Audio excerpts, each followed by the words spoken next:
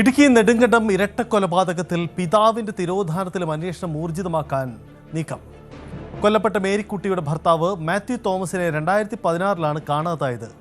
മേരിക്കുട്ടിയുടെയും മൂത്തമകൻ റജിയെയും ഇളയ മകൻ സജി കൊലപ്പെടുത്തിയത് സ്ഥിരീകരിച്ചതോടെ തിരോധാന കേസിൽ തുടരന്വേഷണം വേണമെന്ന് ബന്ധുക്കളും നാട്ടുകാരും ആവശ്യപ്പെട്ടിട്ടുണ്ട്. ഇക്കാര്യത്തിൽ വ്യക്തത വരുത്താനായി റിമാൻഡിൽ കഴിയുന്ന സജിയെ പോലീസ് കസ്റ്റഡിയിൽ വാങ്ങി ചോദ്യം ചെയ്യും. പ്രിൻസ് ജെയിംസ് ചേരുന്നു. പ്രിൻസ്, വളരെ പ്രധാനപ്പെട്ട ഒരു അന്വേഷണ നീക്കമാണ്. പിതാവിൻ്റെ തിരോധാനത്തിന് പിന്നിലും ഈ മകൻ സജിയാണോ ഇളയ മകനാണോ എന്ന ആക്ഷേപമാണോ മറ്റു ബന്ധുക്കൾ ഉന്നയിക്കുന്നത്? അങ്ങനെയെങ്കിൽ അന്വേഷണം ഇനി ഏത് രീതിയിൽ നടക്കും? സജിത്ത്, തീർച്ചയായും ഈ നിലവിൽ പിതാവിന്റെ തിരോധാനത്തിനെ സംബന്ധിച്ചും അന്വേഷണം പോലീസ് ആരംഭിച്ചിട്ടുണ്ട്. സജിക്ക് ഈ കാര്യത്തിൽ പങ്കുണ്ടോ എന്നത് സംബന്ധിച്ചും കൃത്യമായ അന്വേഷണം നടക്കും. 2018 മാർച്ച് 3 മേരിക്കുട്ടിയുടെ ഭർത്താവ് മാത്യു വീട്ടിൽ നിന്നും ഇറങ്ങുന്നത്. അതായത് ഇയാൾ ഒരു പാസ്റ്ററായി സേവനമനുഷ്ഠിച്ചിരുന്ന വ്യക്തിയായിരുന്നു. ഇളയ മകളുടെ ചികിത്സാ ആവശ്യങ്ങൾക്കായി കട്ടപ്പന വെള്ളയാങ്കുടിയിലേക്ക് പോകുന്നു എന്ന് പറഞ്ഞുകൊണ്ടാണ് ഇയാൾ വീട്ടിൽ നിന്ന് ഇറങ്ങിയത്. എന്നാൽ ദിവസങ്ങളോളം തിരികെ എത്തിയില്ല.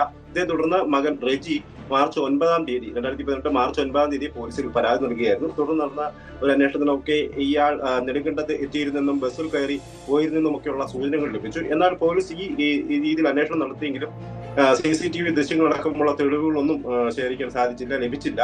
അതുകൊണ്ട് തന്നെ കൂടുതൽ തെളിവൊന്നും ലഭിക്കാതെ വന്നതോടെ ഈ കേസിന്റെ തുടരന്വേഷണം താൽക്കാലികമായി നിർത്തിവെക്കുകയായിരുന്നു. കൂടുതൽ തെളിവുകളിലേക്ക് എത്തുന്നത് സംബന്ധിച്ചുള്ള അന്വേഷണമൊന്നും പിന്നീട് ഉണ്ടായില്ല. അതോടൊപ്പം തന്നെ ബന്ധുക്കളുടെ ഭാഗത്തു നിന്നും കൃത്യമായ ഒരു ഇടപെടൽ തുടർന്നൊരു ആവശ്യപ്പെടലൊന്നും ഈ കേസിന്റെ ഭാഗമായി ഉണ്ടായിട്ടില്ല എന്നതും വസ്തുതയാണ്. പിന്നീട് ഈ മക്കളോ റെജി അടക്കമുള്ള മക്കളൊന്നും ഈ കേസിന്റെ അന്വേഷണവും പിതാവിന്റെ തിരോധനവുമായി ബന്ധപ്പെട്ട് പോലീസിൽ കൂടുതൽ സമ്മർദ്ദം ചെലുത്തിയില്ല എന്നതും സത്യമാണ്, വസ്തുതയാണ്. അതുകൊണ്ട് തന്നെ തുടർ അന്വേഷണം ഈ കേസിൽ ഉണ്ടായില്ല.